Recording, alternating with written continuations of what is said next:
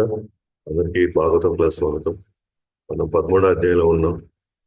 Special గా ఈ అధ్యాయాన్ని కొంచెం వివరంగా ఎందుకు చెప్పుకుంటున్నాం అంటే ఇప్పుడున్నటువంటి ఆ, పరిస్థితుల్లో సో బాధితులు అయిన వాళ్ళు, బాధితులు ముగించుకున్న వాళ్ళు ఏం చేయాలి? ఎస్పెషల్ గా పిల్లలు వాళ్ళ జీవితంలో కొంత సెటిల్ అయిపోయారు. మాక్సిమం వాళ్ళు నిర్వర్తించాల్సిన కార్యక్రమాలు ఆల్మోస్ట్ అయిపోయినాయి. సో వాళ్ళు చేయవలసిన కార్యం ఏంటి? వాళ్ళు ఇంకా సంవత్సరంలోనే కానీ ఉంటే వాటి వల్ల వచ్చే పర్యవసాలు, వాటి పరిణామాలు ఎలా ఉంటాయి? ఒకవైపు అది చూసుకుంటూ రెండో వైపు బాధ్యతల్లో ఉన్న వాళ్ళు ఎలా తయారు కావాలి? ఆఖరి రోజులు వచ్చినప్పుడు, ఆఖరి పరిస్థితులు వచ్చినప్పుడు ఎలా తయారు కావాలి? వాళ్ళు ఎంత త్వరగా వాళ్ళు మంచిగా ప్లాన్ చేసుకోవాలి.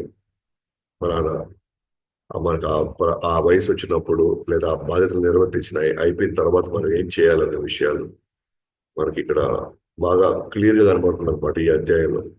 ఉదాహరణకి విదురుడు వచ్చి ఏ విధంగా ధృతరాష్ట్ర బాధ్యతలన్నీ అయిపోయిన తర్వాత ఎలా వాళ్ళని తయారు చేస్తున్నాడు, దాని నుంచి బయటపడి భగవంతుడి మీద ధ్యాసలో పూర్తిగా నిమగ్నం అవ్వండి అని. అలాగే ఈరోజు మనం చూడబోతాము, నారద వారు వచ్చి ధర్మరాజు లాంటి వాళ్ళు ఇంకా కొంచెం బాధ్యతలు ఉన్నాయి కాబట్టి వాళ్ళు ఏ విధంగా నిర్వర్తిస్తూ అంతిమంగా వాళ్ళు ఎలా తయారవ్వాలి ఆ, ఈ ఆఖరి రోజుల్లో. అప్పుడు ధర్మరాజుకి తెలుసు, వాళ్ళంతా పాండవులకు అంతా తెలుసు, ఖచ్చితంగా వానప్రస్థం అనేది చేయాలి అనే విషయం వాళ్ళకి తెలుసు. బట్ మనలాంటి వాళ్ళకి ఆ, నారదుల వారు ఏదైతే ధర్మరాజు సూచన చేస్తారో మనలాంటి వాళ్ళకి అది చాలా ఆ ఆ- ఆ సందేశాలు వినడం మనకు చాలా అవసరం అనమాట. సో 13వ అధ్యాయంలో మనం చూసినప్పుడు, సో విదురుడు తీర్థయాత్ర నుంచి ఆయన తిరిగి వస్తాడు, హస్తినాపూర్కి వస్తాడు. అందరూ ఆయన్ని ఆ, ఆశ్చర్యంగాను, రెండోది ఎంతో కాలం నుంచి వేచి చూస్తున్నారు. అసలు వీరుడు ఎట్టో పోయాడు, ఎక్కడికి వెళ్ళాడు అని వాళ్ళకి కొంచెం ఆందోళన ఉన్నారు, గందరగోళంలో ఉన్నారు. ఒకసారి కానీ తిరిగి వచ్చేసరికి వాళ్ళకి ఒక ఏదో ప్రాణం వచ్చినట్టుగా వాళ్ళకి అనిపించింది అనమాట. ధర్మరాజు ఆయన ఆహ్వానించడం, ఆయన్ని ఆ ఆ, కావాల్సినటువంటి అతిథి మర్యాదలు చేయడం, తగిన విధంగా ఆయనకి విశ్రాంతి ఇచ్చిన తర్వాత వాళ్ళ మధ్య కొంత విషయాన్ని వాళ్ళు చర్చించుకున్నారు, సంభాషణ చేసుకున్నారు. ఆయన్ని స్వయంగా ఒక తీర్థయాత్రతో తీర్థ స్థలంగా పోల్చాడు అనమాట ధర్మరాజు. ఆయన అనేక ప్రశ్నలు వేశారు. ద్వారకాలో కృష్ణుడంతా ఎలా ఉన్నాడు, బంధువులంతా ఎలా ఉన్నారు, వాళ్ళు ఎటువంటి తీర్థయాత్రలో వాళ్ళు ఏవేవి దర్శించారు, ఎవరెవరు అక్కడ ఎటువంటి సేవలో వాళ్ళు నిమగ్నం అయ్యారు. సో ఇటువంటివన్నీ కూడా అడగడం ప్రారంభించారు.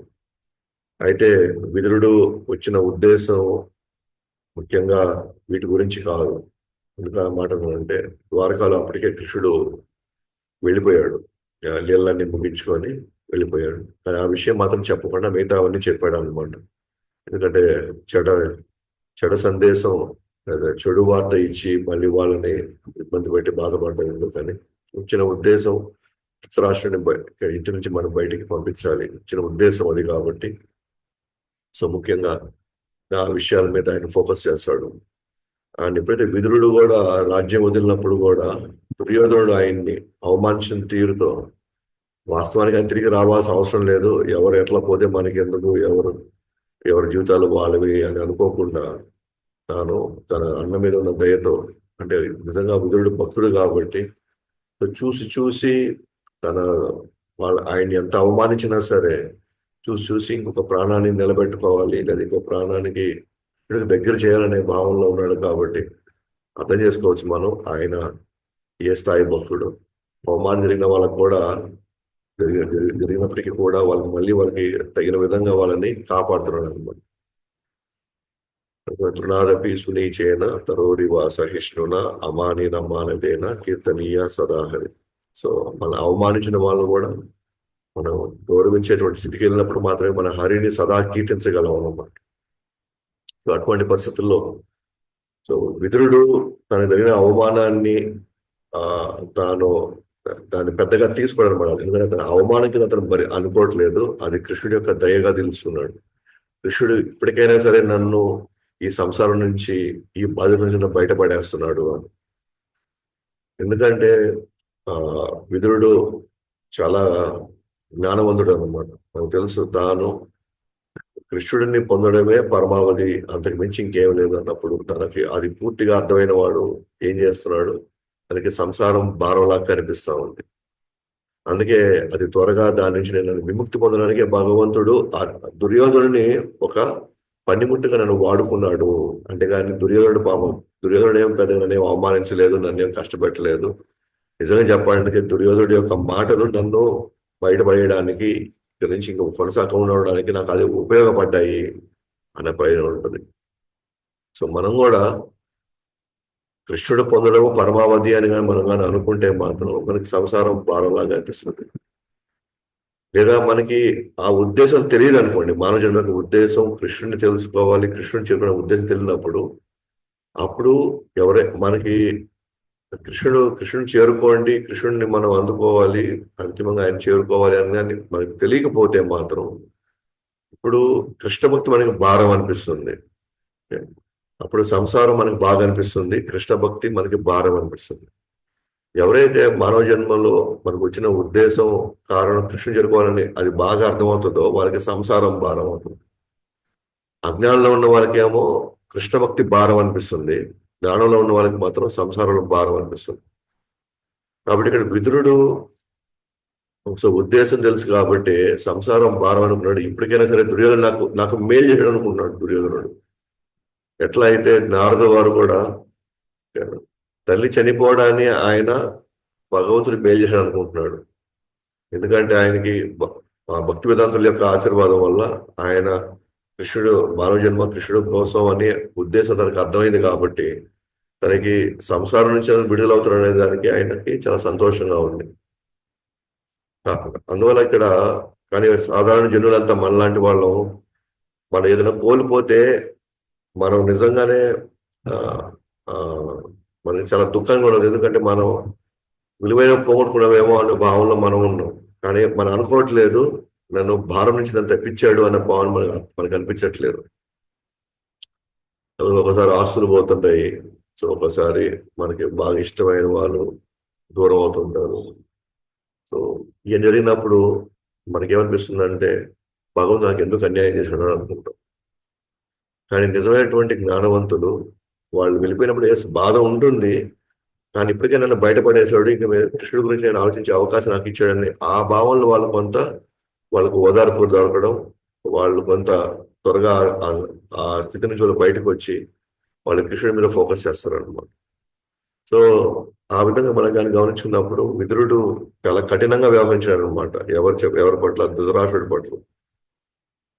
అసలు ఈ వయసులో ఇంకా నువ్వు బతకాలని నీ ఆకాంక్ష, అందులో శత్రువుల యొక్క చేతిలో భీముడు లాంటి వాళ్ళ మోచేతుల్లో నువ్వు ఇంకా వాళ్ళని చంపాలని చూసి కూడా వాళ్ళ దగ్గర నువ్వు హాయిగా గడపగలుగుతున్నావు అంటే నువ్వు నిజంగా ముసల్తనం వచ్చి కూడా అన్ని అవయవాలతో కూడా క్షీణించిపోయినాయి. ఈ పరిస్థితిలో కూడా ఇంకా మనం వేరే వాళ్ళ మీద ఆధారపడుతున్నాం, వేరే వాళ్ళని మనం ఉపయోగించుకుంటున్నాము అని అంటే ఇదే యాక్చువల్గా గృహమేధి జీవితం. ఇది గృహమేధి జీవితం అంటే ఎలాగైనా బతకాలి, ఏదో ఒక విధంగా మనం అవమానాలు పడ్డా సరే, మనకి అనేకమైన అటువంటి గాయాలైనా సరే ఎలాగైనా బతకాలనుకోవడం అనేది గృహమేధి యొక్క జీవితం అంటే అంత ఆసక్తి అన్నమాట. ఆ స్థాయిలో బతకాలి అనేటువంటి బలమైనటువంటి ఆ కోరిక, ఇది సరైనటువంటి విధానం కాదు జీవించే విధానం అని విదురుడు ఒక విధంగా చెప్పాలంటే చాలా కఠినంగా కుక్కలాగా వాళ్ళ మీద నువ్వు ఆధారపడి ఉన్నావు అనేటువంటి అలాంటి మాటలు మాట్లాడడం అనేది నిజంగా విదురుడు వాళ్ళకి మేలు చేస్తున్నట్టే అనమాట వాళ్ళకి. సో ఇవన్నీ విన్న తర్వాత ధృతరాష్ట్రుడు తయారవుతాడు అనమాట ఇంక వెళ్ళిపోవడానికి. సో ఇంకా చెప్పాలంటే విదురుడు అంటారు, నిజమైనటువంటి ధీరుడు నిజంగా తాను ఏకాంత స్థలంలోకి వెళ్ళి ఎటువంటి ఆసక్తి లేకుండా పనికిరాని శరీరాన్ని ఆనందంగా వదిలేస్తాడు. మరి నరోత్తముడు ఏం చేశాడు? భౌతిక ఆసక్తులు లేకుండా ఆ, ఒకరి ఇంటి వదవలసి వచ్చి ఎవరో ఒకరి ద్వారా ప్రేరణ ద్వారా హరి మీద ఆధారపడాల్సి వస్తే అతడు నరోత్తముడు. అతను కృష్ణ భక్తిలోకి వెళ్ళగలిగి, కృష్ణుడు ఎవరో ఒకరి ప్రేరణతో కృష్ణ భక్తిలోకి కానీ వెళ్ళగలిగితే ఆ తర్వాత పూర్తిగా హరి మీద ఆధారపడాల్సిన జీవితంగా జీవిస్తే అతను నిజంగా నరోత్తముడు అన్నమాట. అంటే నరుల్లో ఉత్తముడు అండి, అంటే అతను భక్తుడు అని. కనీసం నువ్వు కృష్ణుడి గురించి నువ్వు ఆలోచించకపోయినా పర్వాలేదు, అట్లీస్ట్ నువ్వు ధీరుడుగా అయినా సరే ఇల్లుంటి వదిలి వెళ్ళిపో అని విదురుడు ధృతరాష్ట్రుడు చెప్పాడు అనమాట. ఎందుకు ఏకాంత స్థలంకి వెళ్ళి మరణించమంటున్నాడు అని అంటే, ఏకాంత స్థలంలో మనం మన సంసారం మనకు గుర్తురానప్పుడు మన యొక్క జీవితం మనకు గుర్తురాకుండా మనసు ఒకరి మీద ఫోకస్ అవడానికి ఉపయోగపడుతుంది. సో ధీరులైన వాళ్ళు ఎవరు కూడా బంధువుల మధ్య, స్నేహితుల మధ్య, వీళ్ళ మధ్య చనిపోవాలనుకోరు. వాళ్ళు ఎక్కడైనా పుణ్యక్షేత్రానికి వెళ్ళి లేదా ఎక్కడ ఏకాంత స్థలానికి వెళ్ళి పవిత్ర స్థలానికి వెళ్ళి వాళ్ళు అక్కడ వెళ్ళి చనిపోవాలనుకుంటారు. ఎందుకంటే అక్కడ వాళ్ళు కృష్ణుడి మీద, భగవంతుడి మీద వాళ్ళు ఫోకస్ చేయడానికి అవకాశం ఉంది. సో 8వ అధ్యాయంలో 5వ శ్లోకం, 6వ శ్లోకం ఇవే కృష్ణుడు చెప్తున్నాడు అనమాట. ఎవరైతే దేహాన్ని వదిలేటప్పుడు నన్నే తలుచుకుంటూ ఎవరైతే శరీరాన్ని వదులుతారో వాళ్ళు నన్ను చేరుకుంటారు, వాళ్ళు మళ్ళీ తిరిగి రారు అని. అదే 6వ శ్లోకంలో ఎవరెవరు ఏ భావన చనిపోతారో వాళ్ళకి ఆ భావంగా శరీరం మళ్ళీ వచ్చేస్తుంది. ఇప్పుడు ఏకాంత స్థలంకి వెళ్ళామనుకోండి, మన కృష్ణ గురించి ఆలోచించే అవకాశాలు ఎక్కువ. కాబట్టి మరణించేటప్పుడు కృష్ణ గురించి తలుచుకోవడం ఎక్కువ అవుతుంది. అదే మనం ఇంట్లో చనిపోయడానికి పరిస్థితి వచ్చింది అనుకోండి, సో ఇంట్లో వాళ్ళు మన మధ్యలో ఉన్నప్పుడు ఇంట్లో ఉన్నటువంటి అనుభవాలు అన్ని అవి ఎక్కువ గుర్తుంటాయి కృష్ణుడి గురించి కంటే కూడా. కాబట్టి ఎంఎం వాపి స్మరణ భావం, ఎవరెవరు ఏ భావం చనిపోతారో వాళ్ళకి ఆ భావంగా శరీరం మళ్ళీ వచ్చేస్తుంది. అందుకే ధీరుడు అనేవాడు ఇంట్లో చనిపోరు అనుకోడు, అందరి మధ్య చనిపోడు. ఎందుకంటే వాళ్ళు గుర్తొచ్చారంటే మళ్ళీ వాళ్ళ మధ్యలో మళ్ళీ మనం పుట్టాల్సి వస్తుంది. అందుకే ఏకాంత స్థలంకి వెళ్ళి నువ్వు ఇప్పటికైనా సరే కృష్ణుడి మీద నువ్వు నీ యొక్క ధ్యాస పెట్టి ఇక్కడి నుంచి నువ్వు బయటపడిపో అని చెప్పేసి విదురుడు ధృతరాష్ట్రుడికి చెప్పినటువంటి ఈ సూచనలు ఇచ్చారన్నమాట. ఈ విధంగా ఎప్పుడైతే ఇట్లా ధృతరాష్ట్రుడు విన్నాడో, చాలా జ్ఞానం పొందాడో విదురుడి దగ్గర నుంచి, ఇక ధృతరాష్ట్రుడు కృత నిశ్చయంతో బలమైన సంసార బంధములను తొలగించుకొని భవనం వదిలి ముక్తి మార్గంలో ప్రాణమైనాడు. గాంధారి ఆయన బాటలోనే నడుస్తుంది. ఎస్. సో తగిన విధంగా ధృతరాష్ట్రుడు అర్థమైంది, విదురుడి ఉద్దేశం ఆయనకు అర్థమైంది. ఇంకా వాస్తవానికి ఒక విధంగా అంధకారం నుంచి, అజ్ఞానం నుంచి తను మేల్కొన్నాడు అనమాట. మేల్కొని ఇంకా చాలు, ఇప్పటి వరకు నేను జీవించింది ఇక్కడ, నాకు అనుభవించింది చాలు, ఇప్పటికైనా సరే విదురుడు చెప్పింది నిజమే, ఇది వాస్తవం అని చెప్పి. ఎందుకంటే వాళ్ళకి కల్చర్ ఉంది తెలుసు, కాకపోతే దుస్సాంగత్యం కావచ్చు, పదవికాంక్ష కావచ్చు, వీటి వ్యామోహం అది మర్చిపోయాడు. అది విదురుడు మళ్ళీ వచ్చి గుర్తు చేశాడు అన్నమాట, తీసుకెళ్ళమని. సో వెంటనే ధృతరాష్ట్రుడు, గాంధారి, ఒక చెప్పాలంటే ధృతరాష్ట్రుడు గాంధారి ఇద్దరికి కళ్ళు లేవు. మరి ఒంటరిగా ఎక్కడికి వెళ్తారు, ఎలా బతుకుతారు, ఎలా జీవిస్తారు, అసలు ఎవరి మీద ఆధారపడాల్సి వస్తుంది అని అంటే వాళ్ళు ఇప్పుడు ఒకే ఆప్షన్ మిగులుతుంది, భగవంతు మీద తప్ప ఇంక వాళ్ళకి ఎవరి మీద ఆధారపడే పరిస్థితి వాళ్ళకి లేదు. కాబట్టి వీళ్ళ పాటికి వీళ్ళు ముగ్గురు వెళ్ళిపోతారు, భవనం నుంచి ముగ్గురు వెళ్ళిపోతారు. విదురుడు మళ్ళీ తన తీర్థయాత్ర మళ్ళీ తను కొనసాగిస్తాడు, తీర్థయాత్రని. సో వీళ్ళిద్దరు వాళ్ళు ఏకాంతంలోకి వెళ్ళడం, వాళ్ళ సాధన వాళ్ళు చేస్తారు. అప్పుడు ధర్మరాజు ఉదయం లేచాడు. ఉదయం లేవగానే చెప్పాను కదా, రోజులు వెళ్ళడం, వాళ్ళని వెళ్ళి పలకరించడం, వాళ్ళ ఆరోగ్యాలు, వాళ్ళ స్థితిగతుల్ని తెలుసుకోవడం. ఆ తర్వాత ధర్మరాజు తన పని తాను చేసుకుంటాడు అనమాట. కానీ ఈ రోజు అది ఉదయం నిద్ర లేయంగానే చూస్తే వీళ్ళు ఎవరు వాళ్ళు కనబడలేదు.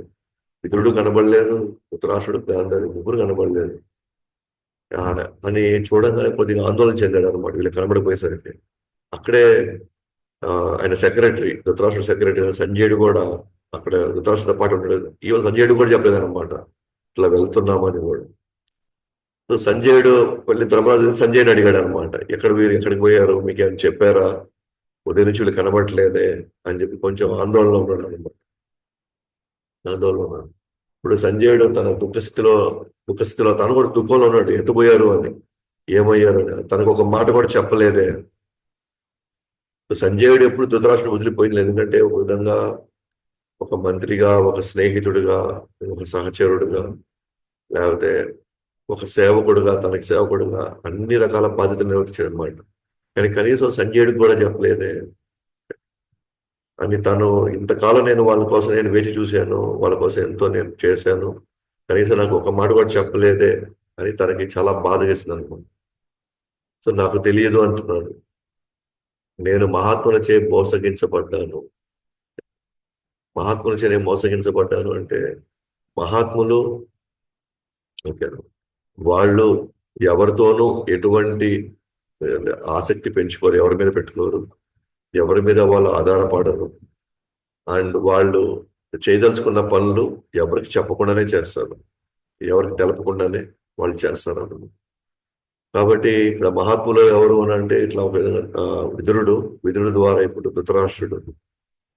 సో వీళ్ళు నేను మోసగించబడ్డాను అనే పాయింట్ అండి. అంటే నన్ను మాత్రం వాళ్ళు సంసారం వదిలేసేసారు, వాళ్ళు మాత్రం భగవంతుడి రూట్లో వెళ్ళిపోయారు. సో నన్ను అంటే నిజంగా మోసగించబడ్డం అంటే ఏంటి అని అంటే, మనం సంసారంలోనే నాకు అన్నీ ఉన్నాయి, నా జీవితం హాయిగా ఉంటుంది సంసారంలోనే అని భావించడే మోసగించబడ్డం. నిజమైన సాధువుని కలుసుకున్నప్పుడు, జీవితం యొక్క ఉద్దేశం తెలుసుకున్నప్పుడు, అప్పుడు యాక్చువల్గా జ్ఞానంలోకి వచ్చి మనం మోసగించబడం, మనం అసైన దారిలోకి వెళ్తాం. మనకి సాధువు యొక్క మాటలు కఠినంగా అనిపించి, సాధువులు ఇచ్చినటువంటి సూచనల సలహాలు మనకి భారంగా అనిపించాయి అనుకోండి, అంటే మన సంసారం చేత మనం మోసగించబడుతున్నాం అని అంటాం. అదే మనం సాధువు మాటని మన తగినట్టుగా మనం దానికి తయారయ్యి అంతిమంగా ఆ బాటలో మనం ప్రయాణించామనుకోండి, మనల్ని ఎవరు మోసగించలేరు. మనల్ని మోసగించేటువంటి అవకాశం ఎవరికి ఉండదు. అందుకే నేను పదే పదే అంటూ ఉంటాం, మనం డిస్కస్ కూడా చేసుకుంటాం, సంసారంలో మనం సంపాదించినటువంటి ఐశ్వర్యం ఎప్పటికైనా సరే మన నుంచి ఎవరైనా దోచుకోవచ్చు, మనం మోసగింపబడవచ్చు, అంతిమంగా అవి మనకి ఖచ్చితంగా మన నుంచి దూరం అవ్వచ్చు. కానీ సాధువు యొక్క బాటలో నడిచి మనం భక్తిని కానీ పెంచుకున్నట్లయితే మనం ఎప్పటికీ మనం మోసగింపబడము. ఏ రోజు కూడా దాన్ని ఎవరు దోచుకోలేరు, మనకి ఎవరు మాయ మాటలు చెప్పి దాన్ని లాక్కోలేరు. అంటే దీన్ని బట్టి మనం అర్థం చేసుకోవచ్చు, ఇక్కడ మన సంజయుడు అనుకుంటున్నాడు, నేను మోసగించబడ్డాను ఎందుకనంటే, నేను ధృతరాష్ట్రుడికి నేను సహచరుడుగా ఉంటూ నన్ను ఇంకా సంసారాలనే ఉండిపోయేలాగా వాళ్ళు నాకు ఒక మాట కూడా చెప్పకుండా నన్ను ఇక్కడే వదిలేశారు నన్ను అని చెప్పి నేను మోసపోయాను అన్నాను. నిజంగానే మన కృష్ణుడి యొక్క ఆజ్ఞల్ని లేదా గురు యొక్క ఆజ్ఞలు కానీ మనం తీసుకోకుండా, మనం కానీ మన వృత్తుల్లోనూ మన బాధ్యతల్లోనూ పూర్తిగా నిమగ్నం అయిపోయి అసలు భవిష్యత్తు ఏంటో మనకేం తెలియకుండా, ఇంకో జన్మ అనేది ఎలా వస్తుంది, అంటే ఎటువంటి జన్మ తీసుకోవాలి అని ఏమాత్రం అవగాహన లేనంతకంటే వాళ్ళు ప్రకృతితో మోసగింపబడుతున్నారు. ఈ సంబంధాలు అనుబంధాల మధ్యలో మనం మోసగింపబడుతూనే ఉన్నాం అన్నమాట. అది మనం గమనించుకోవాలి. అది సో ఎందుకంటే ఇవన్నీ మనల్ని మోసం చేస్తాయి, వీళ్ళందరూ మనం మోసం చేస్తారు. మోసం చేసిన ఇన్ ద సెన్స్ మనతో పాటు ఎప్పటికీ ఉండలేరు వీళ్ళెవరు కూడా. కానీ ధృతరాష్ట్రుడు విదురుడు వెళ్ళిన మార్గం ఎలాంటిదంటే, వాళ్ళు కృష్ణుని పట్టుకోవడానికి వెళ్ళారు. సో కృష్ణుని పట్టుకుని వెళ్ళిన వాళ్ళు ఎప్పుడు మోసగింపబడరు, ఎందుకంటే కృష్ణుడు శాశ్వతమైన వస్తువు కాబట్టి, వ్యక్తి కాబట్టి, తాను ఏనాడు కూడా ఎవరిని తను నమ్ముకున్న వాళ్ళు మాత్రం ఎప్పుడు తాను వదిలేరు. కాబట్టి వాళ్ళ అదృష్టవంతులు. ఆ యొక్క దారిలో లేని వాళ్ళు ఖచ్చితంగా వాళ్ళు మోసగింపబడుతూనే ఉన్నారు ప్రతిరోజు. సో ప్రతి గంట, ప్రతి క్షణం వాళ్ళు మోసగింపబడుతూనే ఉన్నారు. సో దాని అర్థం ఏంటంటే, బాధితుల నడుములో కృష్ణుని మనం గుర్తుపెట్టుకోవడం అనేది నిజమైనటువంటి జ్ఞానం అనమాట. బాధ్యతల నడుములో ఎప్పటికీ మనం కృష్ణుని ఎప్పుడు గుర్తుపెట్టుకోవడం, కృష్ణుని తలుచుకోవడం అనేది మనం మనం మోసపోయడానికి అవకాశం లేదు. తర్వాత అప్పుడే ఆందోళన చెందుతున్నాడు అనమాట. ధర్మరాజు ఆందోళనగా ఉన్నాడు. ఎటు పోయారు వీళ్ళు? నేనేమైనా బాధ పెట్టానా? నేనేమైనా కష్టపెట్టానా? అయినా వాళ్ళకి నేను ఏం లోటు చేశాను? నా సేవలో ఏమైనా లోపం ఉందా? అయినా ఈ వయసులో వాళ్ళు ఎటు ఉంటారు? పైగా కళ్ళు కనపడట్లేదు కదా వాళ్ళకి. ఏం చేయాలి అని, ఎట్లా వాళ్ళని ఎక్కడ వెతికించాలి, ఎలా తీసుకురావాలని ఇట్లా ఆందోళన మధ్యలో అడిగి నారదముని వచ్చారనమాట. నారదముని రాగానే పాండవులందరూ కూడా ఆయన్ని ఆహ్వానించడం, మర్యాద పూర్వకమైనటువంటి అన్ని అన్ని లాంఛనాలన్నీ వాళ్ళు చూసుకున్నారు. అప్పుడు ధర్మరాజు అడుగుతారు అనమాట నారదమునిని, ఏమనంటే, దయచేసి మా బాబాయిలు వీళ్ళు అసలు ఎటువైపు వెళ్ళారో నాకేం అర్థం కావట్లేదు. దయచేసి మీకు ఏదైనా తెలిసినట్లయితే వాళ్ళు ఎక్కడున్నారో, ఎలా ఉన్నారో, వాళ్ళు ఎటువంటి స్థితిలో ఉన్నారో మీకు కానీ తెలిసినట్టు దయచేసి మాకు చెప్పినట్లయితే నేను వెళ్ళి వాళ్ళని మళ్ళీ తెచ్చుకుంటాను, మళ్ళీ వాళ్ళు బాగా చూసుకుంటాను, మళ్ళీ వాళ్ళు పోకుండా నా లోపాలు లేదా నేను ఏదైనా వాళ్ళకి ఇబ్బంది పెట్టుంటే, నేను కష్టపెట్టుంటే నేను వాళ్ళని చూసుకుంటాను, మీద తప్పు జరగకుండా నేను చూసుకుంటాను అన్నాడు. దాని నారద వారు అంటారు, ప్రతి ఒక్కడు భగవంతుని యొక్క నియంత్రణలోనే ఉంటారు. జీవులు కలవడం విడిపోవడం ఆయన చేతుల్లో ఉన్నది. బాధపడడానికి ఇక్కడ ఏమీ లేదు. సో సో నారదుల వారికి త్రికాల జ్ఞాని.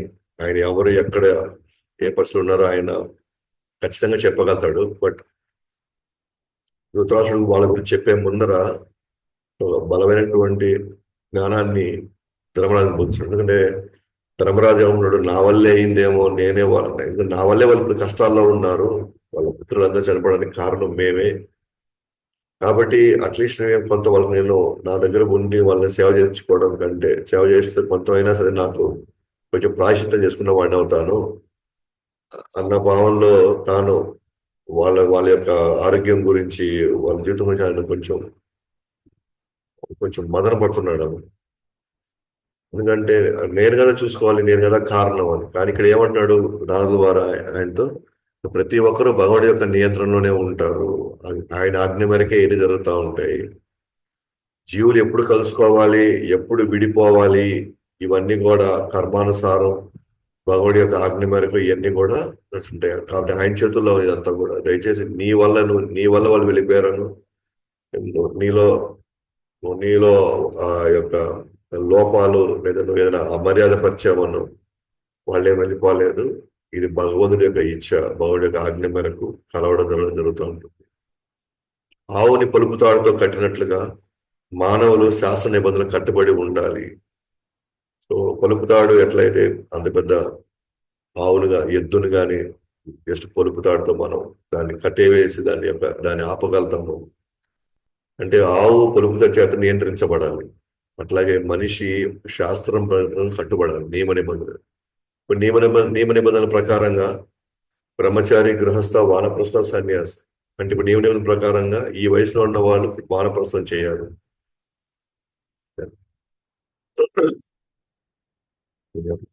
నియమ నిబంధనల ప్రకారం ఇప్పుడు వానప్రస్థం. కాబట్టి ఆవు ఎట్లయితే పొలుపు తాడుతో మనం కట్టుబడినట్లుగా దాని తగినట్టుగా అది కంట్రోల్లో ఉంటుందో, జీవుడు కూడా శాస్త్ర నిబంధనల్ని కట్టుబడి శాస్త్ర నిబంధనల్ని కట్టుబడి తాను కూడా కంట్రోల్లో ఉంటేనే దానికి స్వతంత్రం వస్తుంది, దానికి భవిష్యత్తు బాగుంటుంది. సో జంతువులకి కాలం ప్రకృతి నియంత్రణలో పెడుతుంది, బట్ మనిషిని శాస్త్రం నియంత్రణలో పెట్టాలి.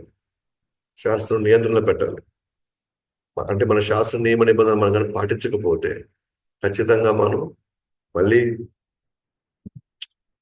కర్మ బంధాలకు మళ్ళీ మనం వెళ్ళిపోతాం. సో చాలా మంది అంటారు, ఖచ్చితంగా మనం పెళ్లి చేసుకొని గృహస్థ జీవితాన్ని మనం జీవించాల్సిందే, ఎందుకంటే ఖచ్చితంగా మనం బ్రహ్మచారిగా ఉండడానికి లేదు, తర్వాత ఖచ్చితంగా గృహస్థ అవ్వాల్సిందే అనే చాలా మంది ఈ సూచనలు సలహాలు ఇస్తుంటారు అన్నమాట. కరెక్టే. సో బ్రహ్మచారిగా ఉండాల్సిన అవసరం లేదు, ఖచ్చితంగా వాళ్ళు గృహస్థ అవ్వాల్సిందే. అవును. అయితే మంచిదే. మరి అలాగే మరి గృహస్థులు అయిన తర్వాత హాజరైన తర్వాత ఏం చేయాలా అంటే ఖచ్చితంగా వానప్రస్థానికి వెళ్ళాల్సిందే. సో బ్రహ్మచారిలుగా ఉండాలనుకున్న వాళ్ళని గృహస్థులుగా మార్చాలని మనం శాస్త్రాన్ని మనం తీసుకుంటే ప్రామాణికంగా మనం తీసుకుంటే మరి గృహస్థాయి బాధ్యులైన వాళ్ళు ఏం చేయాలి నెక్స్ట్? వానప్రస్థానికి వెళ్ళాలి. మరి వానప్రస్థానికి వెళ్లకుండా ఇంకా ఇంట్లోనే ఉంటూ ఇంట్లోనే ఉన్న బాధ్యతలన్నీ నిర్వర్తిస్తూ భగవంతుడి గురించి పట్టించుకోకపోతే అప్పుడు వాళ్ళకి ఏమి అర్హత ఉంది మనం బ్రహ్మచారులు గృహస్థ అవ్వాలని చెప్పేటువంటి ఆ సూచన సలహాలు ఇవ్వడానికి వాళ్ళకి ఏం అర్హత ఉంది? అంతే కదా. కొంతమంది బ్రహ్మచారులు అవ్వాలనుకుంటారు. లేదు లేదు అవన్నీ కుదరదు, అవి జరగకూడదు, తల్లిదండ్రులు చూసుకోవాలా, వాళ్ళని చూసుకోవాలా, వీళ్ళని చూసుకోవాలా. Yes, correct, okay, accepted. మరి వాళ్ళు ఎవరి మీద ఆధారపడాలి, ఉన్నది వీళ్ళే కదా చూసుకోవాలి. Yes, correct. సరే, బ్రహ్మచారులుగా ఉండాల్సిన అవసరం లేదు, గృహస్థ అవ్వడానికి ప్రయత్నించాలి. కరెక్ట్. మరి గృహస్థ జీవితంలో బాధ్యతలు అయిపోయిన వాళ్ళు ఏం చేయాలి అప్పుడు? బాధ్యతలు ముగించుకునే వాళ్ళ పరిస్థితి ఏం చేయాలి అప్పుడు? వాళ్ళు వానప్రస్థానికి వెళ్ళాలి. మరి ఇది మనం ఒప్పుకోలేనప్పుడు, బ్రహ్మచారిగా ఉండడానికి మనం ఒప్పుకున్నప్పుడు, వాళ్ళకి గృహస్థ అవ్వాల్సిందే కదా, వాళ్ళ మీద ఆధారపడ్డారు కదా అని అనుకున్నప్పుడు మరి గృహ జీవితాన్ని కంప్లీట్ చేసి బాధ్యతలన్నీ ఇచ్చేసిన తర్వాత ఇంకా మనకి ఆ గృహ జీవితంలో ఉన్న వాళ్ళతో పని ఏముంది ఇంకా? అప్పుడు మనం ఏం చేయాలా? అప్పుడు మనం భగవంతుడి యొక్క ధ్యాసలో నిమగ్నం అవ్వాలి. అప్పుడు వానప్రస్థానికి వెళ్ళాలి కాదు. అంటే శాస్త్రం అన్ని కాలాల్లో అన్ని అందరి యొక్క వయసు రీత్యా రీత్యా అందరికీ నియమ నిబంధనలు ఇచ్చింది. ఎవరెవరు ఏం చేయాలి, ఎప్పుడు ఎలా మనం బతకాలి, జీవించాలి అని. మరి అలాంటప్పుడు బాధ్యులైన వాళ్ళు మరి ఏం చేయాలి నెక్స్ట్? కృష్ణుడికి దగ్గర అవ్వాలి, భగవానుడికి దగ్గర అవ్వాలి. మరి ఆ పని మనం చేస్తున్నావా? సో మరి చేయలేకపోతే చేయొచ్చు, ఇప్పుడు చేయకపోతే ఇప్పుడు మనం ఇప్పటి నుంచే మనం దాని గురించి ఆలోచించాలి. ఇప్పుడు మనం అట్లనే కృష్ణ ఇంకా నాలుగో చెప్తున్నారు అనమాట. ఒక ఆటగాడు తన వస్తువును సేకరించడం మళ్ళీ చెల్లాచెదురు చేయడం అనేది తన ఇష్టం. తనవి, ఆట వస్తువులు తనవి కాబట్టి ఎప్పుడు కావాలంటే వాటిని అన్నింటిని పేర్చుకొని ఒక ఒక బొమ్మలా చేయొచ్చు. తర్వాత అవన్నీ మళ్ళీ పీకి పారేసి మళ్ళీ చెల్లాచెదురు చేయొచ్చు. అలాగే భగవంతుడు అలాగే జీవుల్ని ఒక దగ్గరికి తీసుకురావడం మళ్ళీ విడదీయడం అనేది జరుగుతుంది. అది యొక్క ఆయనకు ఆయన ఇష్టం అది. సో అఫ్ కోర్స్ ఆయన ఇష్టం అంటే బలవంతంగా మన మీద కాదు, వాళ్ళు చేసిన కర్మల ప్రకారంగా ఎప్పుడు వాళ్ళు విడిపోవాలి, ఎప్పుడు వాళ్ళు కలుసుకొని ఉండాలి అనేది భగవాన్ యొక్క ఆజ్ఞ మేరకు జరుగుతుంది అనమాట. అండ్ ఎందుకు నీకు అంత బాధ కలుగుతుంది? ఓ ధర్మరాజా, నీకు ఎందుకు అంత బాధ కలుగుతుంది? వాళ్ళు వెళ్ళిపోతుంటే ఎందుకు అంత ఆందోళన, అంత కష్టం ఎలా ఉంది అని అంటే, సో ఆయన చెప్తున్నాడు, ఎస్, అశాశ్వత సంబంధాలు లేదా మాయా సంబంధాలు. మాయా అంటే ఏంటి? నేను శాశ్వతంగా ఉంటాను, వీళ్ళంతా నాతో శాశ్వతంగా ఉండబోతారు అనే భ్రమలో జీవించడం మాయ. ఈ అశాశ్వతమైన వాటిని శాశ్వతంగా ఉంచుకోవాలి అన్న ఆ విషయమే చాలా బాధకు దారితీస్తాం. స్వాభావికంగా, గుణాత్మకంగా ఇక్కడ ఏవి శాశ్వతం కాదని మనం తెలుసుకున్న వాడు ఏం చేయాలి? వాటి మీద పెద్దగా మనం ఆసక్తి పెంచుకోకూడదు. కానీ ఇవన్నీ ఒక రోజు నా నుంచి పోతాయి, నా నుంచి వీళ్ళు విడిపోతారు అని తెలిసి వాళ్ళ మీద ఆధారపడడం అనేది మాయ. కాబట్టి అలా ఎవరైతే జీవిస్తున్నారో వాళ్ళ నుంచి అవి దూరం అయినప్పుడు వాళ్ళు చేయడం అనేటువంటి బాధకు గురవుతారు. అలా కాకుండా మనకి మనకి ఎప్పుడు మనం తయారై ఉన్నాం అనుకోండి, ఎప్పటికైనా పోతాయి, బట్ ఉన్నంత వరకు మనం వాళ్ళని బాగా చూసుకోవాలి, మనం వాళ్ళతో మంచిగా గడపాలి, వాళ్ళతో మనం బాగుండాలి ఉన్నంత వరకు అని అట్లా ముందుగానే మనం తయారై ఉన్నాం అనుకోండి, వాళ్ళు పోయినప్పుడు మనకు బాధేస్తుంది. కానీ మనము స్పృహ తప్పిపోయేసి మనం తీవ్రమైనటువంటి బాధకి మనం గురి కావన్నమాట. ఓకే. కాబట్టి మనం ఎప్పుడు సిద్ధంగా ఉండాలి. అంటే మనసులో ఎప్పుడూ ఒక ఆలోచన ఉండాలి, ఇవేవి ఎప్పుడు ఉండేవి కావు. ఎప్పటికైనా మన నుంచి వీళ్ళు దూరం అయ్యేదానికి 100% అవకాశం ఉంది. కానీ ఉన్నంత వరకు నేను వాళ్ళని చూసుకోవాలి అన్నాడు. కానీ మనం ఇప్పుడు ఎలాంటి ఒక స్థితిలో మనం ఉన్నామంటే ఎప్పటికైనా నాతోనే ఉంటారు అనే భావనలోనే మనం అన్ని పనులు చేసుకుంటున్నాం. అన్నిటినీ మనం సమకూర్చుకుంటున్నాం. లేదా అన్నిటిని మనం అనుభవిస్తున్నాం అన్నమాట. అందువల్ల అవి దూరమైనప్పుడు మనకి చాలా కష్టం వేస్తుంది అనుకో. అందుకే మనకి బ్రహ్మచారి గృహస్థ వానప్రస్థ సన్యాసంలో మానవ జీవితంలో 4 భాగాల్లో ఒక భాగం మాత్రమే అనుభవించడానికి మనకి అవకాశం ఉంది. మిగతా బ్రహ్మచారి వానప్రస్థ సన్యాసంలో మనకు అనుభవించడానికి లేదు. వాటిని మనం దూరంగా పెడుతున్నాం. అంటే వైరాగ్యాన్ని ప్రదర్శిస్తున్నాం. అంటే ముక్కాలు భాగం మనం వైరాగ్యం ప్రదర్శిస్తే గానీ మనం వీళ్ళు కోల్పోయినప్పుడు మనం అంత దుఃఖానికి లోను కావాలి. ఒక విధంగా ధర్మరాజు ఇక్కడ అంటే వాళ్ళని బాగా చూసుకోవడానికి సిద్ధంగా ఉన్నాడు. వాళ్ళకి ఎటువంటి అసౌకర్యం కలగకుండా వాళ్ళని ప్రేమతో వాళ్ళని అనురాగంతో వాళ్ళు చూసుకోవాలనుకుంటున్నాడు సిద్ధంగా ఉన్నాడు. కానీ అయినా కూడా మనం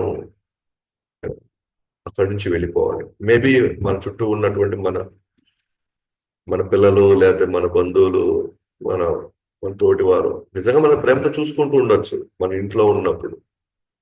అయినా కూడా మనం వాళ్ళు చూసుకునే ఆ ప్రేమ మధ్యలో మనం భగవంతుని సేవ భగవంతుడి యొక్క స్మరణ మర్చిపోకూడదు. ఎందుకంటే వాళ్ళు మనకు ప్రేమగా ఉన్నా సరే రేపు మనం వాళ్ళ చావు నుంచి వీళ్ళు మనల్ని కాపాడలేరు. లేదా రేపు ఇంకో జన్మ రానీయకుండా వీళ్ళు కాపాడలేరు మనం.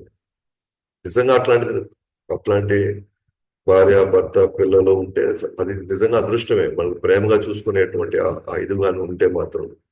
అయినా కూడా మనం వాళ్ళ ప్రేమలో మనం భగవంతుని మర్చిపోకూడదు.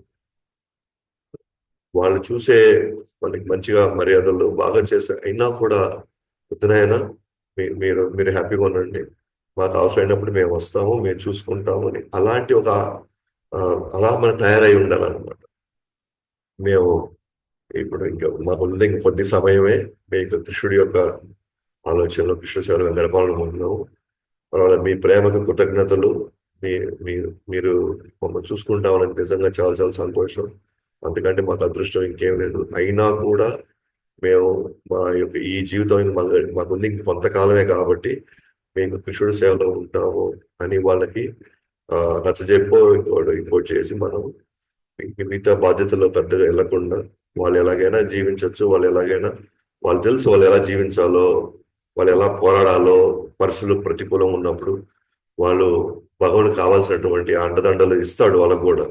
మనం ఎట్లయితే అన్ని రకాలుగా మనం కూడా పోరాడి అన్నిటిని ఎదుర్కొని మనం ఎట్లా ఇప్పటి వరకు మనం జీవించామో అట్లా వాళ్ళు కూడా జీవించగలుగుతారు. తప్పులు చేస్తే నేర్చుకుంటారు, వాళ్ళు కూడా జీవించగలుగుతారు. అదే మన గురించి ఆలోచించాలి. ఎందుకంటే ఇక్కడ ధర్మరాజు ఉన్నాడు, నా వల్ల అయిపోయింది, నేను వాళ్ళని ఇలా చేసుకుంటే బాగుంటుంది, అలా చేసుకుంటే బాగుండు అని ఏదైతే ఆందోళన చెందుతున్నాడో, సో మనం కూడా వాళ్ళ గురించి ఎక్కువ ఆలోచించాల్సిన అవసరం లేదు. మనం ఎట్లా కష్టపడి నేర్చుకొని తప్పులున్నప్పుడు సర్దిద్దుకున్నామో వాళ్ళు కూడా అలాగే సర్దిద్దుకుంటారు. వాళ్ళకు కూడా బాగా తెలివితేటలు ఇచ్చున్నాడు, వాళ్ళు కూడా జీవించగలుగుతారు. సో కాబట్టి చాలా అజ్ఞానం వల్లనే మనకి ఆందోళన కలుగుతుంది. కాబట్టి వాటిని పక్కన పెట్టేసేయండి. అజ్ఞానం ఏంటది, వీళ్ళంతా నాతో శాశ్వతంగా ఉంటారు అన్న ఆ యొక్క అజ్ఞానం నుంచి బయటకు వచ్చేసి నువ్వు అర్థం చేసుకోవద్దు. అంటే నువ్వు లేకపోతే ఇక్కడ ఏం జరగదని నువ్వేం అనుకోవద్దు. నువ్వు లేకపోయినా అన్ని జరుగుతాయి. నేను లేకపోతే వాళ్ళు ఎలా బతుకుతారు, నేను వాళ్ళు చూసుకోకపోతే వాళ్ళు ఎలా జీవిస్తారు అని ఆందోళన మనకి ఎవరికి అవసరం లేదు. మన పిల్లలు నేను లేకపోతే మా పిల్లలు ఏమైపోతారు, వాళ్ళు ఎలా బతుకుతారు, వాళ్ళు ఎవరు చూసుకునే వాళ్ళు ఎట్లా చేస్తారు. మనం అర్థం చేసుకోవాల్సింది తెలుసా, ఈ జీవులు ఓకేనా ఎప్పటి నుంచో ఉన్నారు, ఇప్పుడు మాత్రం మన సంబంధంలోకి వచ్చారు. ఆ తర్వాత మళ్ళీ వాళ్ళు వేరే సంబంధంలోకి వెళ్ళిపోతారు మళ్ళీ. సో వాళ్ళ యొక్క బాగోగులు ఎంతవరకు అనంటే వాళ్ళకి భక్తి నేర్పించి వాళ్ళకి ఒక సంస్కారాలు ఇచ్చి వాళ్ళని కృష్ణ వైపు నడిపించడానికి కావాల్సిన జ్ఞానం ఇవ్వడం వరకే మన బాధ్యత. వాళ్ళు ఎలా సంపాదించుకోవాలి, వాళ్ళ తలరాదలు ఏంటి, వాళ్ళ కర్మలు ఏంటి, అవన్నీ ప్రతి జీవుడు వాళ్ళు తెచ్చుకున్నటువంటి ఏదైతే ఆ కర్మ ఫలం ఏదైతే ఉందో అది ఎవరికి వాళ్ళు అనుభవించాల్సిందే. మనము కాపాడలేము, వాళ్ళు మనల్ని కాపాడలేరు. కాబట్టి అంతా నీ మీద జరుగుతుందని ధర్మరాజా నువ్వు అనుకోవద్దు. నువ్వు ఉంటేనే మరి ఎప్పటిదాకా కాపాడగలుగుతావా, నువ్వు చావు నుంచి నువ్వు తప్పించగలుగుతావా? మరణ సమయంలో వాళ్ళకి కృష్ణుడు వచ్చేలాగా నువ్వేమైనా వాళ్ళకి ఏమైనా చేయగలుగుతావా?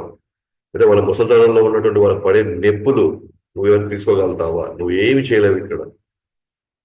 కాబట్టి సమస్తము నా వల్ల జరుగుతుంది, నేను లేకపోతే వాళ్ళు ఎలా జీవిస్తారు, నేను లేకపోతే వాళ్ళు బతుకుతారు. దయచేసి అటువంటి ఆలోచన, అటువంటి భావన మాత్రం మనం పెట్టుకోదలుచుకోవద్దు. సో ప్రతి ఒక్కరూ జీవిస్తారు ఇక్కడ. ప్రతి ఒక్కరూ వాళ్ళకి కావాల్సినవి వాళ్ళు సమకూర్చుకుంటారు, పోరాడతారు, ముందుకెళ్తా ఉంటారు. కాబట్టి నేను లేకపోతే నా నా పిల్లలు వాళ్ళ పిల్లలు ఎలా, నా మనవరాలను ఎవరు చూసుకుంటారు, ఓకేనా? వాళ్ళకి ఎవరు స్కూల్ తీసుకెళ్తారు, ఇవన్నీ మనకు అవసరం లేదు. ఎవరికి వాళ్ళు ఉన్నారు, వాళ్ళ వ్యవస్థలు ఉన్నాయి, వాళ్ళకి మనుషులు ఉన్నారు, అన్ని చూసుకుంటే అన్ని జరుగుతాయి అన్నమాట. ఓకేనా? మనం లేనప్పుడు, మనం లేకముందు ఈ సృష్టి నడుస్తూనే ఉంది. మనం వెళ్ళిపోయిన తర్వాత ఈ సృష్టి నడుస్తుంది. ఓకేనా? మనం ఉండడం వల్ల ప్రత్యేకంగా ఏది నడవడం లేదు. మనం లేకపోయా నడుస్తుంది, మనం ఉన్న నడుస్తుంది అన్నమాట. వాడికి నారదుడు అన్నారు, మనమే కాలం అనే సర్పం చే కాటు వేయబడుతున్నప్పుడు ఇతరుడు మనం ఎలా కాపాడగలం? మనకే మరణం వస్తుంది, మనకి ముసలితనం వచ్చి మనమే మరణం వచ్చి మనమే నిశాస్థితిలో మనం ఉన్నప్పుడు మన ఇతరులు మనం ఎలా కాపాడగలుగుతాం? మన తోటి వాళ్ళు మనం ఎలా కాపాడగలుగుతాం? మనకే మరణం రాబోతుంది, మనమే తప్పించుకోలేం మరణాన్ని, మరి వాళ్ళ మరణం నుంచి మనం ఎలా తప్పించుకోగలుగుతాం? ఎలా మనం కాపాడగలుగుతాం వాళ్ళు? మనమే అనారోగ్యం వచ్చి మన శరీరం కొంచెం క్షీణించినప్పుడు, మనమే మనమే ఒకరి మీద ఆధారపడిపోతున్నప్పుడు మనం ఎట్లా వేరే వాళ్ళు మన మీద ఆధారపడే వాళ్ళని ఎలా కాపాడగలుగుతాం? అవకాశం లేదు మనకు అసలు. సో అందువల్ల కాలం అందరినీ కాటేస్తుంది. అంటే వాళ్ళకే తెలియదు ఎప్పుడు ముసలితనం వచ్చింది, ఎప్పుడు వాళ్ళ యొక్క అవయవాలు బలం బలం తప్పిపోయినాయి, అంటే బలం కోల్పోయినాయి. మనం గమనించాం. రోజు మనం అర్థం చూసుకుంటా ఉంటాం, కానీ రోజు అర్థం చూసుకున్నా సరే మనం ఒకసారి ఈ కాల ప్రభావం మనకు కనిపించదు. మన శరీరంలో ఇన్ని మార్పులు వస్తున్నాయి అని, అంటే ఆ స్థితిలో మనం ఉన్నాం అనమాట. కానీ కాలం ఎవరిని వదలదు. ఎంత బలమైన వాడైనా సరే అతను ఎవరు కూడా కాల ప్రభావాన్ని తగ్గించలేడు. కొన్ని వాళ్ళకి ఎవరి స్థితి మనం ఇవ్వగలుగుతాము, ముసలైన వాళ్ళు. అది ధర్మరాజు వల్ల కూడా కాదు. అందువల్ల ఆయన అంటున్నాడు, అంటే ఇందాక ధర్మరాజు ఆందోళన పడుతున్నాడు కదా, వాళ్ళు ఎలా బతుకుతారో నేను లేకపోతే. అయితే వాళ్ళకి పుట్టుకతో ఆయన అంధత్వంలో ఉన్నాడు, ఆమె ఆయన అనుసరిస్తూ ఆమె కూడా అలాగే ఉంది. మరి రేపు వాళ్ళు మరి అడవిలో వాళ్ళు ఎటువంటి పరిస్థితులకు గురవుతారు? వాళ్ళు జంతువులు వస్తే వాళ్ళు ఎలా పాపం పోరాడతారు? వాళ్ళకి ఆహారం వాళ్ళ దగ్గర ఉందని వాళ్ళకి ఎలా తెలుస్తుంది వాళ్ళకి? ఇన్ని బాధలు, ఇన్ని కష్టాలు వాళ్ళు అనుభవించాలా అంటే ఎస్, వాళ్ళు ఇప్పుడు అది కానీ వాళ్ళు వెళ్ళి వాళ్ళు కష్టపడకపోతే వాళ్ళు చాలా నరకాన్ని చూడాల్సి వస్తుంది. వాళ్ళు చేసిన పనులకి అట్లీస్ట్ కొద్దిగైనా వాళ్ళు సాధన చేసి భగవంతుడికి దగ్గర అయితే వాళ్ళు కనీసం ఇప్పటికైనా కొంత వాళ్ళు ఉపశమనం దొరుకుతుందని చెప్పిన. అప్పుడు ఆయన అంటున్నాడు నారదు వారు, అహసాని సహస్థానం అపదాని చతుష్పదం ఫాల్గుని తత్ర మహత జీవో జీవస జీవుడు. సో ఇక్కడ ఎవరైతే చేతులు లేవో వాళ్ళు, చేతులు ఉన్న వాళ్ళ యొక్క జంతువులకి వాళ్ళు ఆహారం అయి వాళ్ళు బలవుతారు. కాళ్ళు లేనటువంటి జంతువులు, కాలు ఉన్న జంతువులకి వీళ్ళు ఆహారం అవుతారు. కాబట్టి మనమేమి ఇక్కడ ఆందోళన పడాల్సిన అవసరం లేదు. జీవో జీవస్య జీవనం. జీవో జీవనం అంటే ఒక జీవి ఇంకో జీవిని మీద ఆధారపడే తీరాల్సిందే. కాబట్టి ఆహారం భగవంతుడు అందరికీ సమకూర్చున్నాడు. వాళ్ళకి ఎప్పుడు ఎక్కడ ఏది లభించాలో వాళ్ళకి లభించి తీరుతుంది. జంతువులన్నిటికీ కూడా వాటికి కావాల్సిన ఆహారము వాటికి ఎప్పుడు అవసరమో వాటికి ఎట్లయితే భగవంతుడు వాళ్ళని రక్షిస్తున్నాడో అట్లాగే ధర్మరాజుని మరియు అట్లనే ధృతరాష్ట్రుడిని మరియు వాళ్ళని కూడా ఆ భగవంతుని రక్షిస్తాడు. సో నువ్వేమి నీ యొక్క దాని ఏమంటారు, నీ యొక్క రక్షణలో జంతువులకి నువ్వేమి రోజు వెళ్ళి వాటికి అన్నం పెట్టట్లేదు. ఏమి తెచ్చి వాటికి కావాల్సిన విధంగా వాటికి కావాల్సిన వస్తువులను సమకూర్చట్లే. ప్రకృతి ఉంది, ఆ ప్రకృతి ఎవరి ఆధీనంలో ఉంది? కృష్ణుడు ఆధీనంలో ఉంది. కాబట్టి కృష్ణుడు ఎట్లాగైతే ఆ జీవులందరినీ చూసుకుంటున్నాడు, అట్లానే ధృతరాష్ట్రుడు గాంధారి వాళ్ళు కూడా చూసుకుంటాడు. అలాగే మనం కూడా ఇదే అనమాట. మనల్ని ఎట్లయితే భగవంతుడు ఇప్పటి వరకు మనల్ని రకరకాల పరిస్థితుల నుంచి మనం బయటపడేసి మనల్ని ఒక స్థితిలో పెట్టాడు, అలాగే మన పిల్లలను కూడా ఆయన అట్లాగే చూసుకుంటాడు. ఓకేనా? సో మనం ఉంటేనే వాళ్ళ వల్ల అవుతుందేమో, మనం లేకపోతే వాళ్ళు ఏం చేసుకుంటారో, వాళ్ళు ఎటైపోతారో, ఆ భయం ఆందోళన మనకి అవసరం లేదు. కావున కావున భగవంతుడి మీద మాత్రమే నీ జీవితాన్ని కేంద్రీకరించు ధర్మరాజు అన్నాడు. కాబట్టి నువ్వు వాళ్ళ గురించి ఆలోచించొద్దు. వాళ్ళ గురించి కృష్ణుడు కావాల్సిన వాళ్ళు రక్షిస్తాడు. జీవులందరినీ రక్షించిన వాడు ధృతరాష్ట్రుడు గాంధారిని వదిలేస్తాడా? ఏం లేదు. వాళ్ళకు కూడా జరగాల్సింది వాళ్ళకు కూడా జరుగుతుంది. కాబట్టి ఇప్పుడు నువ్వు నీ జీవితాన్ని భగవంతుడి గురించి కేంద్రీకరించు. ముఖ్యంగా పరమాత్ముడు, గురువు, కాలము, కర్మ ఆయన ఆధీనంలో ఉన్నవి కాబట్టి ఆయన నువ్వు కానీ తృప్తిపరిచినట్లయితే, ఆయన మీద మాత్రమే నీ జీవితం కేంద్రీకరించినట్లయితే, మిగతా అన్ని ఆయన ఆధీనంలో ఉన్నాయి కాబట్టి ఆయన అన్ని మిగతా అన్ని చూసుకోగలుగుతాడు. ముఖ్యంగా కృష్ణుడు ఒక ప్రత్యేకమైన కార్యం నిర్వహించడానికి కోసం ఇక్కడికి వచ్చాడు. దాన్ని నువ్వు అర్థం చేసుకొని ఆయన వ్యూహాన్ని ఓపికగా నువ్వు అనుసరించడం, మిగిలినది యదువంశం నాశనము, మరియు మీరు మాత్రం ఆయన భూమి మీద ఉన్నంత వరకు వేచి చూడండి అని చెప్పాడు. అంటే చెప్పాడు భగవంతుడు ఏది ఒక ప్రత్యేకమైన కార్యం కోసం వచ్చాడు. ఏంటది? ధర్మాన్ని కాపాడడం, అధర్మాన్ని నాశనం చేయడం కోసం వచ్చాడు. ఇప్పుడు ఆ పని అయిపోయింది ఆయన. కాబట్టి ఆయన వ్యూహంలో భాగంగా నువ్వు అర్థం చేసుకోవాలి, వీళ్ళందరూ చనిపోవడం జరిగింది. కాబట్టి ధృతరాష్ట్రుడు నీ వల్ల చనిపోలేదు, నీ వల్ల ఆయన బాధపడడం లేదు. ఇవన్నీ కూడా భగవుడి యొక్క వ్యూహంలో భాగంగా ఆయనకి జరిగింది. కాబట్టి ఇప్పుడు ఆయన పని ఆయన చేసుకుంటాడు. ఇంక వెళ్ళిపోయారు, వాళ్ళ పని వాళ్ళు చూసుకుంటారు. సో ఇప్పుడు ఇంకా కృష్ణుడు ఇంకొక పని చేయబోతున్నాడు. ఇప్పుడు ఏంటి? యదువంశాన్ని నాశనం చేయబోతున్నాడు. యదువంశం ఎవరు? కృష్ణుడి యొక్క సహచరులు వాళ్ళది యదువంశంలో. అంటే ఆయన చాలా అత్యంత ప్రియమైనటువంటి స్నేహితులు, బంధువులు, ఆయన యొక్క భక్తులు, వాళ్ళంతా బంధువులు. సో కృష్ణుడు గాని వెళ్ళిపోతే యదువంశం వాళ్ళు అంటే చాలా బలమైన వాళ్ళు అనమాట. అంటే కృష్ణుడి యొక్క అంశాలు వాళ్ళు. సో వాళ్ళు ఎవరు ఇంకా చంపలేరు ఇక్కడ భూమి మీద. అప్పుడు వాళ్ళ సంతానం కానీ బాగా పెరిగింది అనుకోండి, వాళ్ళు ఎవరు చంపలేకపోతే అప్పుడు వీళ్ళు ప్రపంచాన్ని మొత్తాన్ని కూడా వీళ్ళు కబళించేస్తారు వీళ్ళు. రెండోది, నేను లేకపోతే వాళ్ళు అసలు జీవించలేరు. కాబట్టి నేను వెళ్ళిపోయే ముందర యదువంశాన్ని నేను నాశనం చేయాలి, యదువంశం ఈ భూమి మీద లేకుండా నేను చేయాలి అని కృష్ణుడి యొక్క వ్యూహం ఉంది. నెక్స్ట్ ఎట్లయితే కౌరవులందరూ మట్టపెట్టాడు ఒక వ్యూహం కోసం, ధర్మాన్ని కాపాడడం కోసం, అలాగే ఇక్కడ కూడా ఇప్పుడు నెక్స్ట్ ఇంకో ప్లాన్ ఉంది. యదువంశాలంతా కూడా ఈ భూమి మీద నుంచి తను వెళ్ళిపోయే లోపల వాళ్ళని పంపించేయాలి. కాబట్టి నెక్స్ట్ వ్యూహం ఆయన వాళ్ళ మధ్యలో గొడవ చెట్టు చేసి వాళ్ళే చంపుకొని వాళ్ళే ఇక్కడి నుంచి వాళ్ళు బయటపడేలా చేస్తాడు. ఇది మనకి 3వ స్కందంలో మనకు వస్తుంది అనమాట. అక్కడ మనం వివరంగా చెప్పుకుంటాం. ఆ తర్వాత నారద వాళ్ళు అంటారు అనమాట, వాళ్ళ ధర్మరాజు పాండవులతో ఏమంటారండి, ఆయన భూమి ఉన్నంత వరకు మీరు వేచి చూడండి, ఆ తర్వాత మీరు నిర్ణయం తీసుకోండి అని చెప్తారు అనమాట. ఎప్పుడైతే నారదుల వారు ఈ మాట అంటారో, భూమి మీద ఉన్నంత వరకు, కృష్ణ భూమి ఉన్నంత వరకు మీరు వేచి చూడండి అని,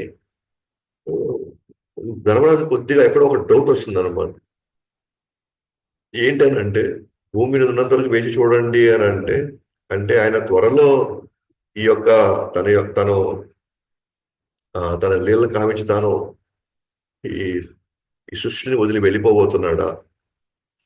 అంటే కృష్ణుడు కానీ త్వరగా తాను ఈ లీలన్నీ ముగించేసుకొని మనకు దూరం అవబోతున్నాడా ఏంటి అని నారదుల వారు మనకి మరి ఈ ప్రస్తావన ఎందుకు వచ్చింది? బహుశా కృష్ణుడు కానీ రెడీ చేసేసుకున్నాడా, వెళ్ళిపోవడానికి రెడీ అయినాడా, అందువల్ల నారదుల వారు ఈ విషయాన్ని చెప్తున్నాడా?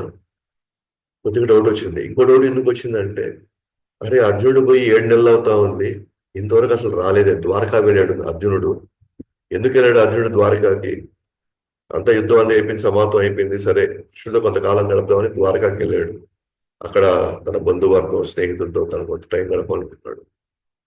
రెండోది, కృష్ణుడి యొక్క నెక్స్ట్ వ్యూహం ఏంటి, నెక్స్ట్ కార్యం ఏంటి తెలుసుకోవడానికి వెళ్ళాడు. వెళ్ళినాడు ఏదో నెల ఉండాలి, 2 నెలలు ఉండాలి, కానీ 7 నెలలు అయినా కూడా ఇంతవరకు ఆయనకి ఎటువంటి జాడ లేదన్నమాట. సరే ఏంది ఇంకా అర్జునుడు కూడా రాలేదే, ఏంది అక్కడ ఏదైనా జరిగిందా, నారద వారు కూడా అదే సూచిస్తున్నాడే అని అలా ఆలోచిస్తూ ఉండగా అప్పుడు చెప్పారు అనమాట నారద వారు, నువ్వేమి ధర్మరాజు సారీ ధృతరాష్ట్రుడి గురించి నువ్వు ఆలోచించొద్దు. వాళ్ళ గురించి వాళ్ళు ఇప్పుడు మీ వారు హిమాలయాలకు వెళ్ళున్నారు. వాళ్ళు సప్త సుశ్రోత అనేటువంటి ఆ యొక్క స్థలంలో ఉన్నారు వాళ్ళు. ఎక్కడైతే గంగా ఒకే నది 7 పాయల కింద అది విభజించబడ్డాయో దాన్నే సప్త స్రోత అంటారు అనమాట. ఆ ప్రదేశంలో వాళ్ళు ఉన్నారు. ఇప్పుడు ఆయన ధృతరాష్ట్రుడు అష్టాంగ యోగంలో నిమగ్నం అవుతాడు. ఆ తర్వాత నిరాకారంలో ఐక్యం అవుతాడు. అతను నిరాకారం ఇదిలో వెళ్తున్నాడు. ఇక 5 రోజుల తర్వాత తన శరీరం మంటల్లోని తానే ఆహుతుడవుతాడు. తానే తన శరీరంలో నుంచి మంటలు రేకెత్తించుకొని, ఇది అష్టాంగ యోగాలు కొన్ని సిద్ధులు వస్తాయి అనమాట. ఆ సిద్ధులతో తను తానే దహించుకుంటాడు అనమాట. తన శరీరంలో నుంచి మంటలు రేకెత్తించుకొని తను తానే దాంట్లో ఆహుతవుతాడు అనమాట. ఇంకా గాంధారి కూడా అదే మంటల్లోనే ఆమె సతీ సహగమనం ఆమె చేసుకుంటుంది అనమాట. కాబట్టి ఇవన్నీ కూడా విదురుడు అక్కడే ఉండి అవన్నీ చూసి ఆనందం పడతాడు, 2 బాధను వ్యక్తం చేస్తాడు అనమాట. ఆనందం ఏంటి, ఇప్పటికైనా సరే తాను కృష్ణుడి యొక్క స్మరణలో తను మోక్షానికి తాను వెళ్ళాడు, మోక్షం అంటే ముక్తిని పొందాడు అన్న విషయం తనకి ఆనందం వస్తుంది అనమాట. బాధ ఏంటి అంటే ఉంటుంది కదా, అన్నను కోల్పోయాడు, దూరం చేసుకున్నాడు, ఇంకా మళ్ళీ మనకి ఇంకా మళ్ళీ మనకి కనబడ్డు అని కొంచెం ఆ బాధను వ్యక్తం చేస్తూ తనకి తీర్థయాత్రని కొనసాగిస్తాడు అనమాట. అప్పుడు ఆ తర్వాత అక్కడి నుంచి నారద వారు కూడా ఇంకా నువ్వు వాళ్ళ గురించి ఎక్కువ ఆలోచించద్దు, వాళ్ళు సరైన నిర్ణయం తీసుకున్నారు, ఇంకా వాళ్ళు కానీ నీ దగ్గర కానీ ఉంటే మాత్రం నువ్వు వాళ్ళు ఎంత ప్రేమ చూసినా సరే వాళ్ళ కర్మలు మాత్రం నువ్వు తీసుకోలేవు. కాబట్టి వాళ్ళ కర్మల్ని వాళ్ళే తొలగించుకోవాలి. కాబట్టే వాళ్ళు విదురుడు వాళ్ళని తీసుకొని వెళ్ళి వాళ్ళ చేత తగిన విధంగా సాధన చేయించి వాళ్ళు ఖచ్చితంగా వాళ్ళు మోక్షానికి ముక్తిని వాళ్ళు పొందుతారు అని వాళ్ళకి ఒక విధంగా ధర్మరాజుకి అభయం ఇస్తుంది. వాళ్ళ గురించి ఎక్కువ ఆలోచించద్దు, నీకు ఏదైతే కృష్ణుడు ఇచ్చాడో, నీకు ఏదైతే బాధ్యత ఇచ్చాడో దాని గురించి మాత్రం నువ్వు ఆలోచించు అని చెప్పేసి అక్కడి నుంచి ఆయన నిష్క్రమించాడు అనమాట.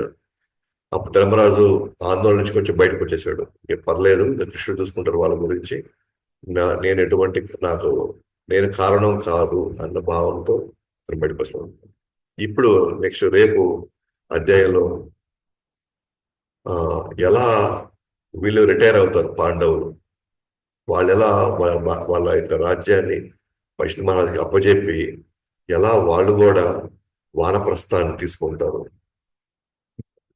ఏ విధంగా వాళ్ళ మధ్య అంటే వాళ్ళు ఎలా నడుచుకుంటున్నారు, వాళ్ళు వదిలిపోయేటప్పుడు రాజ్యాన్ని వదిలి వెళ్ళిపోయేటప్పుడు సో వాళ్ళ ఎమోషన్స్ ఎలా ఉన్నాయి వాళ్ళవన్నీ, సో అవన్నీ కూడా మనం రేపు అధ్యాయంలో మనం చూస్తాం అన్నమాట. గ్రంథరాజ్ శ్రీమద్ భాగవతం की जय, अनंत कोटि वैष्णव की जय, जगत गुरु श्रील प्रभुपाद की जय, निताय गौ प्रेमानंदे हरि हरि।